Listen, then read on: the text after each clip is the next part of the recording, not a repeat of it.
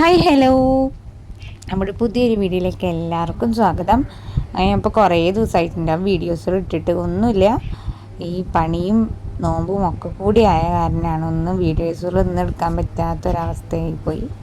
അപ്പം നമ്മുടെ പണികൾ ഏതുവരെ എന്ന് വെച്ച് കഴിഞ്ഞാൽ മൊത്തം അവർ പടവ് കംപ്ലീറ്റ് കഴിച്ചിട്ട് പടവുകാർ പോയിട്ടുണ്ട് കേട്ടോ. ഇവിടെ നമ്മളിപ്പോൾ ഈ തിണ്ടൊക്കെ ഒരു വരി പൊക്കിയിട്ടുണ്ട്.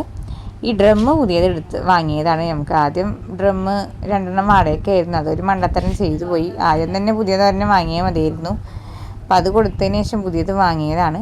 അപ്പോൾ അത് പടവ് കംപ്ലീറ്റ് ആയിട്ട് അവർ ചെയ്തിട്ടുണ്ട്. ഈ സൈഡ് ഇങ്ങനെ ചെയ്തിരിക്കുന്നത് നിങ്ങൾക്കറിയാമല്ലോ, ഓട് മേയാനാണ് ഡ്രസ് വർക്ക് ചെയ്തിട്ട്.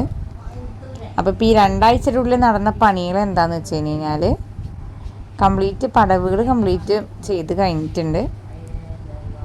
ഇനിയിപ്പോൾ മറ്റേ ഉള്ളിലത്തെ ഈ കമ്പി കെട്ടിയിട്ട ഒരു ഷോക്കേസ് പോലെ ഉണ്ടായില്ല, അത് കംപ്ലീറ്റ് ചെയ്തു. അതേപോലെ തന്നെ നിലം പരിക്കനിട്ടിട്ടുണ്ട്, അതായത് കോൺക്രീറ്റ് ചെയ്തിട്ടുണ്ട് നിലം. പിന്നെ അതേപോലെ തന്നെ നമ്മുടെ പുകക്കൂട് ചെയ്ത് തന്നിട്ടുണ്ട്. അതേപോലെ അടുപ്പ് സ്ലാബ്, പിന്നെ ഒരു ചെറിയൊരു വീശനപ്പുറത്തിൻ്റെ സ്ലാബ്, അങ്ങനെയാണ് ഇപ്പോൾ ചെയ്ത് തന്നിരിക്കുന്നത്. ചെറിയൊരു സ്പേസാണ് കിട്ടിയിട്ടുള്ളത് നമുക്ക്. ഞാൻ ആദ്യം വിചാരിച്ചത് ഒരു ചെറിയൊരു സിങ്കും അതേപോലെ തന്നെ നമ്മുടെ ഗ്യാസ് സ്റ്റവ് വെക്കാനുള്ള ഏരിയയും എന്നാണ് മനസ്സിൽ വിചാരിച്ചിട്ടുണ്ടായിരുന്നത്. പക്ഷേ അതിനുള്ള സ്പേസ് കിട്ടിയില്ല. നമ്മുടെ സിങ്ക് വെക്കാനുള്ള സ്പേസ് കുറവാണ്. അപ്പോൾ അതുകൊണ്ട് അടുക്കളയിൽ മിക്കതും സിങ്ക് ഉണ്ടാവില്ല.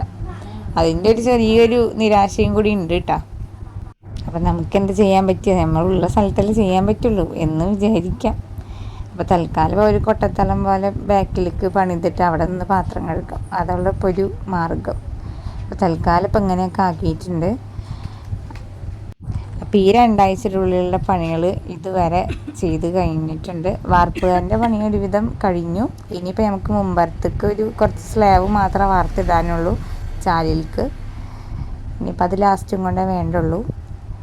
ഇപ്പോൾ നമ്മളെ ബാക്ക് മറ്റേ പുകക്കൂടിൻ്റെ അവിടുത്തെ മേലെ ചെറിയൊരു വാർപ്പുണ്ടായിരുന്നു, അതും കൂടി കഴിച്ചു തന്നിട്ടുണ്ട് അവർ. ഇനി പെരപ്പണിയുടെ ഇനി അടുത്ത സ്റ്റെപ്പ് എന്ന് പറഞ്ഞു കഴിഞ്ഞാൽ വയറിങ്. അപ്പോൾ സാധനങ്ങൾ നമ്മൾ വാങ്ങി വെച്ചിട്ടുണ്ട്. 2 ദിവസത്തിൻ്റെ ഉള്ളിൽ പണിക്കാർ വരും. വയറിങ് കഴിഞ്ഞിട്ടാണ് തേപ്പ് തുടങ്ങണത് കേട്ടോ.